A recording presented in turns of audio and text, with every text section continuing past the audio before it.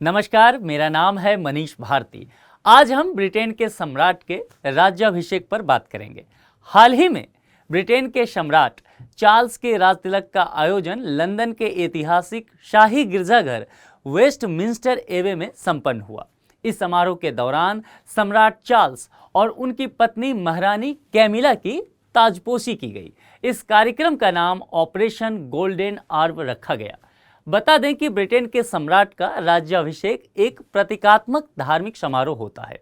इस आयोजन के दौरान वास्तव में सम्राट के सिर पर ताज रखा जाता है और इसके बाद सम्राट औपचारिक रूप से चर्च ऑफ इंग्लैंड के मुखिया बन जाते हैं और इसी के साथ उन्हें ब्रिटेन के सम्राट के सारे अधिकार भी मिल जाते हैं। अब हम ताज के इतिहास को समझ लेते हैं।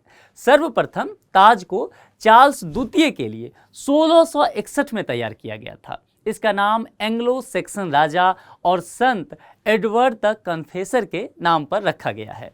वे 11वीं शताब्दी के कपड़े की एक पेंटिंग में एक ताज को पहने हुए दिखाए गए थे। एडवर्सन क्राउन को उनके निधन के बाद पवित्र चिन्ह के रूप में माना गया। ऐसा कहा जाता है कि 1220 में हेनरी तृतीय की ताजपोशी और बाद के राजा और रानी की ताजपोशी में इसे इस्तेमाल किया गया था।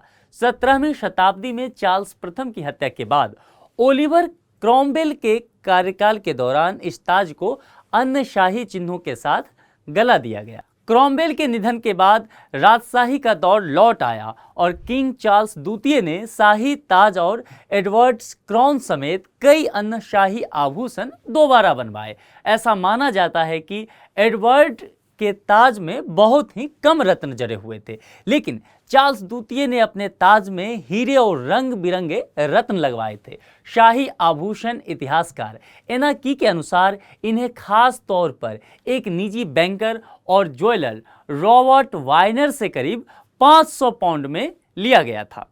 ब्रिटेन के राजतिलक के दौरान एक सरकारी आयोजन होता है, अर्थात कार्यक्रम में शामिल होने वाले मेहमानों की फहरिस्त सरकार तय करती है।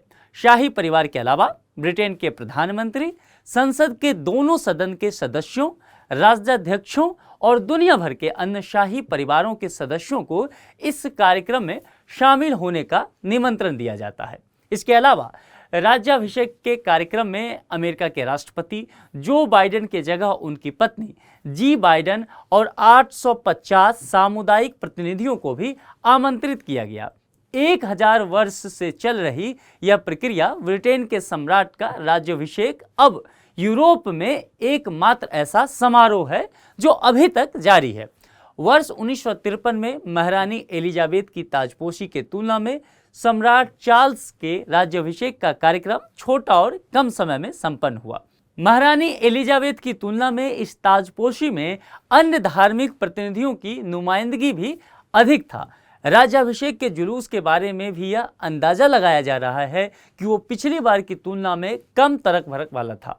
महारानी एलिजाबेथ की ताजपोशी के जुलूस में 16,000 लोग शामिल हुए थे। करीब 7 किलोमीटर लंबे रास्ते को तय करने में 45 मिनट का समय लगा था। इस बार सम्राट चार्ल्स और महारानी कैमिला घोड़े से चलने वाली एक आधुनिक बग्घी में बैठकर वेस्टमिंस्टर एबे गए। इस बग्घी में बिजली से चलने वाली खिड़कियां और एयर कंडीशन की सुविधा भी थी। ये बग्घी 1830 के बाद से हर राज्याभिषेक में इस्तेमाल होती रही है। राज्याभिषेक के कार्यक्रम में सैन्य बलों के 6000 से ज्यादा सैनिक हिस्सा लिए, जो पिछली 70 वर्ष में होने वाले सबसे बड़ा सैन्य समारोह का अभियान था। लंदन में निकलने वाली शाही जुलूस में ब्रिटेन और कॉमनवेल्थ के सदस्यों के फौजी शामिल थे। सम्राट चार्ल्स के राजतिलक को देखने का न्योता हजारों पूर्व सैनिकों को भी दिया गया। इन पूर्व सैनिकों के लिए एक विशेष मंच बनाया गया। ये लोग बकिंघम पैलेस के ठीक सामने बनाए गए एक मंच पर बिठाए गए, जहां ब्रिटेन की नेशनल हेल्थ सर्विस के सदस्य भी मौजूद थे।